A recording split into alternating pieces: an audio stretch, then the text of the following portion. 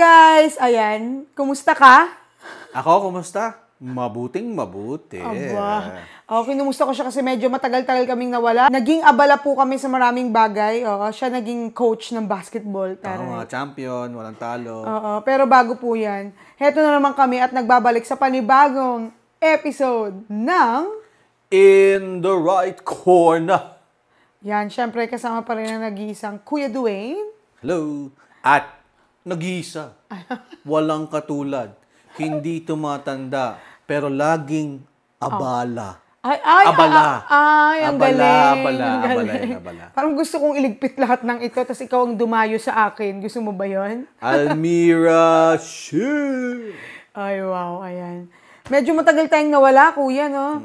For me, matagal na yon yung mga 3 weeks. Yeah, largely because kapag ka-December kasi, di ba, very busy ang mga tao. Busy ang mga tao sa pamimili at pag-upo sa traffic. Ay, oo, iba. Grabe. Solid yung traffic. Taas kamay po dyan sa mga tawag dito, nabuo na yung daydreams nila. Grabe. Dahil sa pagkaipit nila sa traffic, di ba? Yung traffic ngayon, mga 5 kilometers per hour, masaya ka na. grabe. Gumagalaw na yun eh. Paunti-unti, baby steps, no? Pero doon sa tagal na panahon na medyo wala tayo, anong pinagkabalahan mo naman? Bukod sa pagtingin ko doon sa premiums ko sa PhilHealth. Wow! Ayoko yata pumunta sa usapin yun. Parang mali yata yung tinanong ko siya. Gusto kong magplano ng anniversary. Wow! ng 138 million. Kahit Christmas party yun? Hindi. Anniversary daw yun. Bukod doon, actually, na-occupy/na-entertain ako dun sa yung mga nag-trend na topics recently. Ewan ko nababasa mo no? Siyempre, anong tingin mo sa akin, nomad? Walang... kasi nag-take ako ng prelims nung topic na yun. Ay, parang alam ko na yan. Pero ito ba yung bumagsak ako sa final kasi inuna ko yung trabaho ko. Hindi, alam mo, parang wala ka talagang no choice kundi ma-hook or maging in the loop dun sa topic na yun. Kasi parang yun ang lalabas sa feed mo eh. Everybody parang got invested to it. Ako personally, kasi I'm a fan of the former guy. Talaga? Si Rico Blanco. I'm such a fan. And parang sige, banggitin na rin natin, pero tapos na naman po ito. Napag-usapan lang dahil late kami lagi. Late kami lagi sa mga bagay-bagay. Diba? So, fan ako ni Rico Blanco. Nung nalaman ko nag-break sila, they were cute as couples. Parang nung pandemic, in-entertain nila tayo. Diba? Lalo yung nagda-drive na hindi mainit yung ulo ni di ba? Diba? Pero nung naghiwalay sila, parang I felt parang sad for the guy. Tapos, para sa kanya. I felt sad for the guy. I did not feel sad na they separated per se. Pero I felt sad for the guy for unknown reasons. And the trending topic, brought me to the truth. Wow. Sobrang invested ka nga, Yes. Yes. Ako parang doon ako kuya sa pakiramdam ang hirap nung kinalalagyan nilang lahat. Yes. 'Di ba? Halimbawa, for example, yung ex, 'di ba? Parang for me, hindi ko naman alam yung totoong kwento niya at Diyos ko, 'di ba? Ang hirap na ngayong mag-conclude and everything. Pero pag tinitignan ko sila or pinapanood ko sila parang third party, ini-imagine ko yung ex yung jam yung name, di ba? Gaano ka painful yung sinaliksik mo lahat yon. Tapos bukod sa bago mo i-post, binabasa mo siya lahat. Daw may mga lumalabas na edited daw, erased, whatever it is. Kung ano lang yung nakikita ko, di ba? Parang ang torturing nung unti-unti mong iniimbestigahan tapos may nakikita kang trail of facts. Mahirap, 'di ba? And I think I'm pretty sure we will get to this point later in the conversation. Parang when you are too much in pain, you are irrational. Ayun. Kasi parang if you think about it, what she did, although morally people are invested in her favor, parang ganon. Pero what she did is essentially wrong as well. Irrational siya in a sense na alam mo mali yun, pero nagawa mo siya out of the emotions got in the way, so to speak, and you decided to do things drastically. Yun. Ako dun sa act. Tapos, dun naman parang dun kay Maris, parang for me, ang hirap din yung malagay ka sa sitwasyon na, halimbawa, kung magbe-base lang tayo dun sa pag-iyak ng anak mo, diba? Na-invested siya kay Maris. Hindi, kung halimbawa magbe-base lang tayo dun sa fact na, ako yung nababasa ko, pero again, di ko alam yung totoo, yung hindi mo alam, sabi niya, tapos napasok siya sa ganong sitwasyon, tapos ngayon na-drag yung name niya. Kung halimbawa kung hindi man siya to, at nangyayari to sa totoong buhay kakatokpok at bubusin na sa tatamaan, bato-bato sa langit tamaan, ilag ka, di ba? May mga pagkakataon kasi talagang napapasok ka sa relasyon na hindi mo alam na sabit ka pala. I mean, ako dun lang ako sa context na yun. Tapos ang hirap na parang, dun ka lang sa fact na nagmahal ka lang naman, napulutan ka pa.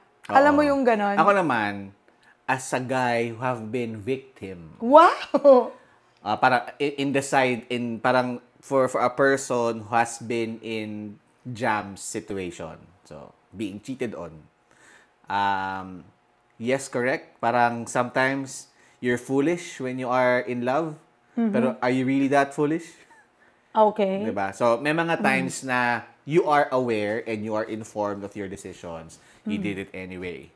The consequences are, you're gonna take the brunt of the consequences because that's a result of some of the choices that you've made. Tama din naman yan. Ako, hinihimay ko lang. Siyempre, pagdating doon sa main character, na siya ang nagtimo nito, Diyos ko, parang papunta na agad ako sa endpoint ng idea na Correct. bago mo, alam mo yan, bago mo sakta ng isang tao, isipin mo kung paano niya yun dadalin sa pag-usad niya sa buhay niya. Kaya di ba kailangan, dahan-dahan lang hindi ko alam kung paano yung term na dahan-dahan lang sa pananakit kasi dapat di naman nananakit at all. Pero ang pogi mo kasi, alam mo yung gano'n. Alam mo yung ganun. Pero again, hindi Pero natin... hirap din kami mga tao na sa lagay na yon na feeling, mahirap talaga. Oo, pero syempre, Joke lang yun. ako, hindi ko talaga alam. Tapos ngayon, dahil alam ko ang daming layers ng topic na yon, ang focus ko, hindi naman yung sila mismo yung mga tao. Parang ako, dun lang ako sa sitwasyon ng, siguro kasi parang ang pinaka-main nito is yung pakiramdam ng naloko ka. Kung halimbawa yun yung naramdaman Pag-usapan nga natin yun, yung mechanics. Kasi sabi mo nga, cheating. kaya lumabas tong issue na to, nung nagpasabog si ate girl ng sangkatutak na screenshot, na stories. Na kung magko-comment lang ako, ito lang talaga i-comment ko sa ayaw ko magbigay ng opinion dahil mahirap dahil di mo alam ang kwento, di ba? Pero ito lang ang opinion ibibigay ko. Sana po wag nagko-collage. Ang hirap mag-zoom. Hindi. Tsaka wag sa story.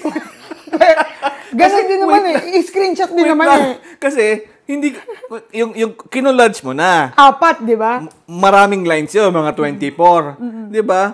Bago ka makarating dun sa 9th line, nasa next na, so babalik pa ako. I-hold mo kasi. Tapos, sorry. 45 alam mo, years old. kahinaan mo yan. 45 years old, mahirap sa tech. Oo. Diba? I-hold mo. Hindi. Ang sa akin, parang nasa 9th line na ako, naiintindihan ko na yung gist nung screenshot. Tapos lumipat sa next. May nakita akong importanteng information. Pero hindi pa pala ako tapos. Oo. Pagbalik ko, ay, ano nga ba itong binabasa? Ako yun lang naman. Kasi nilabas nyo na rin naman yung madali nang mabasa. Oo, yung convenience. Yung readable. Offer us the convenience para inform din kami sa opinion namin sa social media. Oo, mahirap kasi nakakulat siya 4 pa. Diba? Tapos mag-e-expire yung chat, tapos hihintay namin yung nag-screenshot. Oo, tapos kumalat yun. Anyway. Kidding aside, yun nga, nagsimula lang naman yun dun sa idea ng pakiramdam mo na naloko ka. Diba? Ikaw ba, kuya? Kailan mo masasabi na niloko ka? Ako it usually starts with a feeling. Boom. Parang gut. Parang you feel something weird in your gut na parang something is off. Parang, although maraming tao na very intelligent, sabi nila gift yan. That's a wonderful gift, no? Na parang they can parang rationalize things parang sometimes to their demise, no? Parang marami mga intelligent ba yung terms, pero street smart, intelligent na there are signs pero they can choose to ignore but not necessarily ignore them. Parang naramdaman mo panay ring cellphone. Logical. Mga alauna ng madaling araw. Ano kayong meron? Pero inaantok pa ako. Sige, next time na pag-usapan natin. Pero alam mo, kung dyan sa example na sinabi mo lang, nakakalungkot yan. Kasi, dun sa mga taong kayang, yaman na tumutunog lang ibig sabihin yung trust niya dun sa partner niya, sobra-sobra. Sobrang taas. Oo, kaya siya nakakalungkot kasi binigay mo yung full trust mo, wala kang kamalay-malay. Yung term na naglalakad kang walang ulo, iniputan ka whatever sa ulo mo, ganyan. Kasi meron din namang iba, dahil sa sinubok na ng panahon, ng panluloko, ng lahat ng trials, kikibot ka pa lang, nagpapabango ka pa lang paalis, alam na nilang may mali kang gagawin. Oo, hindi. Kasi parang, bukod sa gut feel, minanhid sila ng pagkakataon na, oops, looks family. Yun kasi, yung context ng ganong personality comes, and I think you've alluded to this already, it comes from traumatic experiences eh. Parang callback siya eh. Pagka for example, pagpalagay natin na nadiskubre ni person A na nag-cheat si person B sa kanya because pagpalagay natin nag-ring yung cellphone niya ng alauna ng madaling araw. Ano ka ba kung NDMRC? Wag naman. Hindi, pagpalagay natin ganun. Tapos, nag-meet siya ng relationship nila. Once she goes to that same relationship, even if naka-move on na siya, callback yun.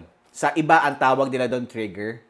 Sa iba, tawag nila doon trauma. Pero I call it callback. So, parang pag nag-ring yung cellphone ng alauna ng madaling araw, Trauma. ito na naman.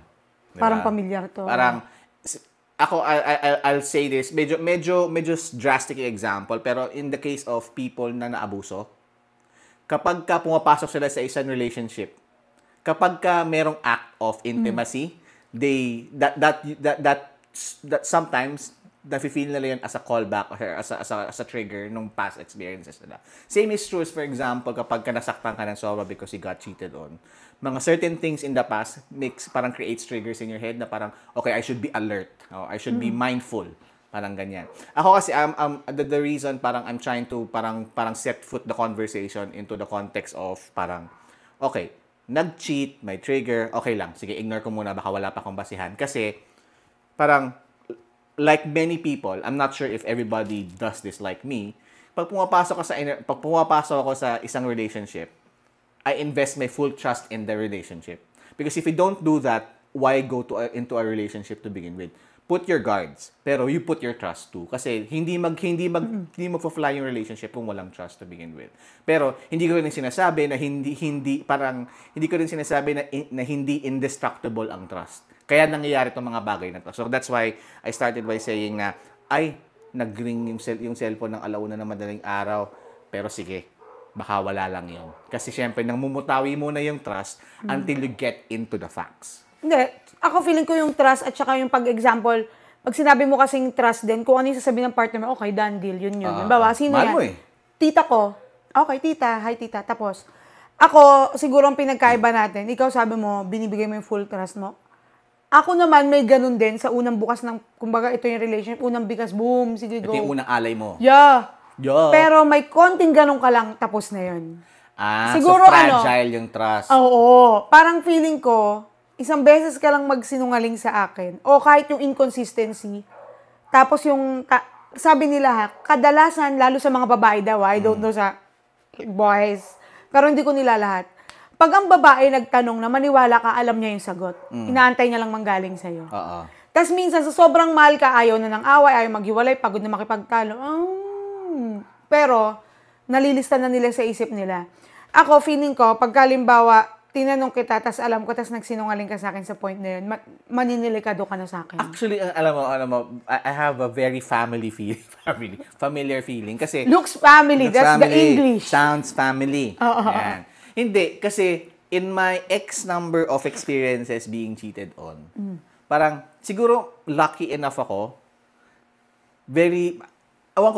I have a feeling na parang sa mga babae nangyayari to. Pero I always had this feeling na parang the truth comes to me instead of me looking for it. So, which brings me to my next question to you. Alam mo, bago ka mamunta sa next question, alam mo kung bakit? Naniniwala kasi ako na pag ikaw yung walang ginawa sa relasyon, yung katotohanan ng lalapit sa'yo. The universe conspires. Yes, right timing, right everything, na hindi mo ma-explain paano siya nangyari. Pero minsan hindi siya agad-agad binibigay sa'yo. Tapos pag natapos na yung buong sitwasyon na yun, nare-realize mo na, kaya siguro ngayon binigay sa akin tong signs na to, ngayon pinakita sa akin yung katotohanan. Kasi baka pag nalaman ko siya nung una, baka nakasabunot ako, nakatrintas ako ng kilay. Hindi, ako ewan ko parang siguro it's parang initially, I did not want to make anything out of it. Pero it's more of faith parang sa akin na parang, okay, si Lord is telling me na brother or anak or whatever or kaibigan, binabalahura ka. So, bibigyan kita ng mga clues. Blues clues ba? Blues clues, blues clues. That's God's clue. Oh, you put it in a notebook, and tanga-tanga yun. Siyempre, di mo pa rin hihiwalayan, di ba? Sinabihan ka na, te. Ayun na, sabi na ni Lord, niloko ka. Sige po, isa pa po. Nag-kiss na sa harapan mo, hindi nagkasalubong lang sila. Sinalaksak na sa bibig mo. Ayaw mo mo pa rin maniwala. Anyway, Hindi. Sa akin parang over time I realized na parang si Lord is telling me na you either step away from that or you confront that. Which brings me to the next question. When faced with the truth of cheating, may facts ka na, may witness ka na, may chats ka pa, ready mo na i-post kung talagang irrational ka, di ba? Do you confront or do you accept the fact and go? Next, on In the Right Corner with Almira Shil and Kuya Dwayne. kung ako tatanungin mo, ay, doon ako sa confront. Kasi ako, lalo nung mga dati, nung mga tanga-tanga moments. Kailan yan? Mga 1971. 1971. 71. Sector ng year na naisip, oh my God, martial law. Yun ba? Akala ko pagbuo ng Coca-Cola. Pre. Ano ba? Di ko alam. Absent ako, nagdilig ako ng snake plant, di ba? Hindi. Ako kasi, kuya, hindi ko ugaling hiyain yung tao. Okay. Yun, bawa kung darating ako sa era na nahuli ko na siya, ipopost ko, kuya, believe me, God knows, mas malala pa ang mga nahuhuli ko.